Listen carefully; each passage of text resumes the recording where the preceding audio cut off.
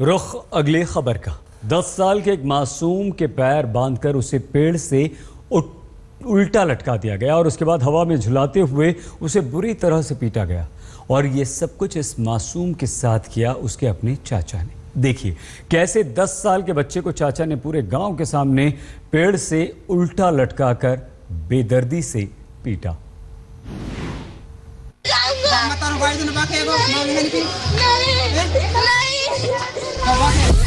10 साल के मासूम को पेड़ पर उल्टा लटकाया, बच्चे को लटकाकर बुरी तरह पीटा। पेड़ पर उल्टा लटका ये बच्चा चीख चीख कर कह रहा है कि उसने कोई गुनाह नहीं किया है।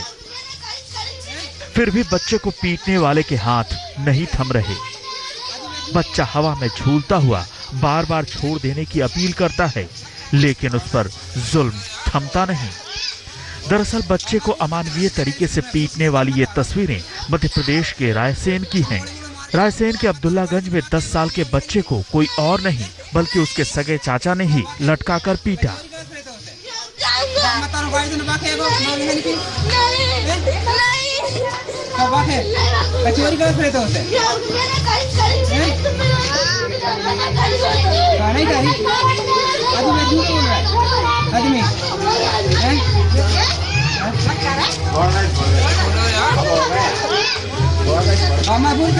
स्कूल में पूछिए तो मत आ रहा है।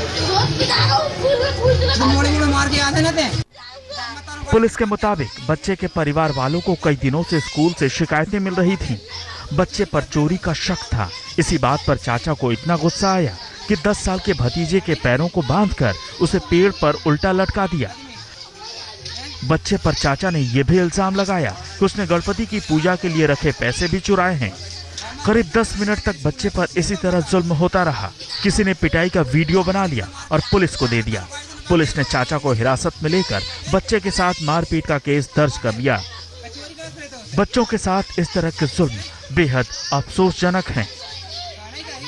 अमित जैन, रायसेन, आज तक।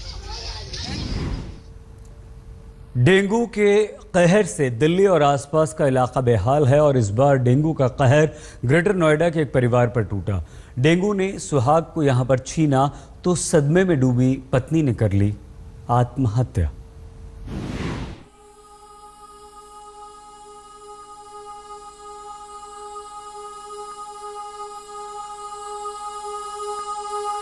ये डेंगू के कहर की तस्वीरें हैं।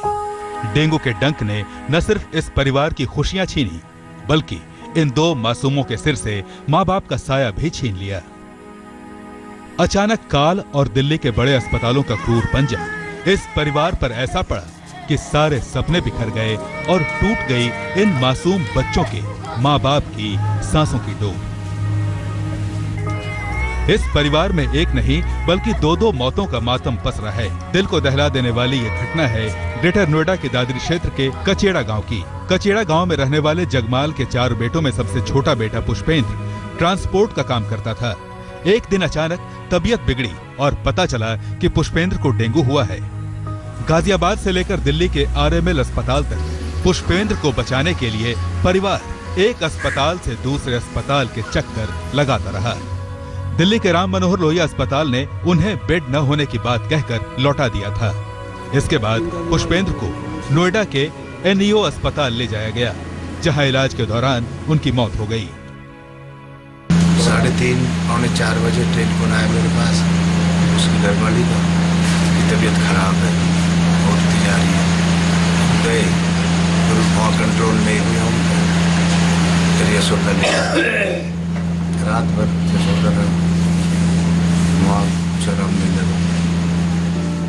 पति की मौत ने पुष्पेंद्र की पत्नी रेखा को बुरी तरह तोड़ दिया। रेखा को पति की मौत का सदमा इस कदर लगा कि उसने पति के अंतिम संस्कार के बाद अपने कमरे में पंखे से लटक कर जान दे दी। पहले पिता और फिर बाद में मां। डेंगू का डंक तो पुष्पेंद्र को लगा था, लेकिन इन मासूम बच्चों को डेंगू ने ऐसा जख्म दिया है जिसका दर्द उन्हें ताउम्र सताएगा। ऐसा तो जाहिर नहीं होने दिया उसने।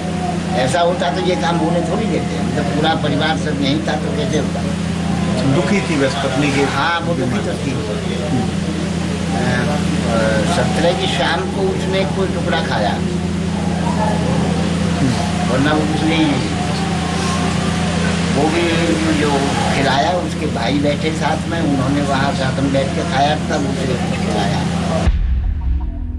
दिल्ली और एनसीआर के इलाकों में डेंगू का प्रकोप कम होने का नाम नहीं ले रहा। वहीं हॉस्पिटल्स की ओर से लापरवाही और अनदेखी की घटनाएं बार बार सामने आ रही हैं। इससे पहले दिल्ली के लाडोसराय इलाके में रहने वाले मासूम अविनाश और उसके परिवार पर भी डेंगू का कहर बरपा था। अविनाश को डेंगू हो गया था। परिवार ने इलाज तो कराया, लेकिन उसकी जान नहीं बच सकी।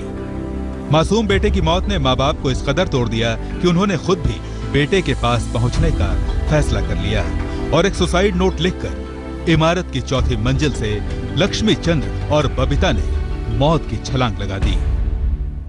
दिल्ली एनसीआर में दिन पर दिन बढ़ते डेंगू के मामले और डेंगू से हुई मौतों का ऐसा खौफनाक अंजाम कोई सपने में भी नहीं सोच सकता, जिससे केवल मरीज ही नहीं बल्कि पूरा का पूरा परिवार तबाह हो रहा है। भूपेंद्र चौधरी, ग्रेटर नोएडा, आज तक।